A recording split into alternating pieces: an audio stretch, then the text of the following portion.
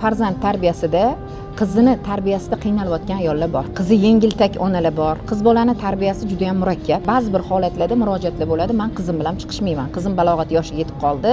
Umuman meni tan olmaydi. Aytgan kiyimimni kiymaydi. O'zi boshqa narsalarni xohlayapti. Agar bundoq qarasam, u xohlayotgan narsalar bizani mentalitetimizga to'g'ri kelmaydi degan holatlar bo'ladi. Yaqinda bitta ona murojaat qildilar. Meni qizim bir erkakni yaxshi ko'rib qolgan. Men buni keyin bildim.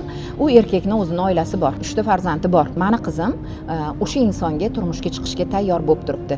Agar siz rozi bo'lsangiz ham, rozi bo'lmasangiz ham, men o'sha insonga turmushga chiqaman deb qiz har xil holatda onani qo'rqityapti, shantaj qilyapti. Ona hayron, ota o'tib ketgan. Men qizimni shu insonga bersam, hayoti nima bo'ladi deb. Bunaqa holatlar juda ham ko'p. Biz ishladik, qizlar bilan ham gaplashdik. Alhamdulillah, bu qiz o'zini yo'lidan qaytdi. Agar sizlarda ham xuddi shunaqa muammolar bo'layotgan bo'lsa, qiz farzand tarbiyasida, o'g'il farzand tarbiyasida, albatta Ramazon kursimizda farzand tarbiyasi darsligimiz ham bor.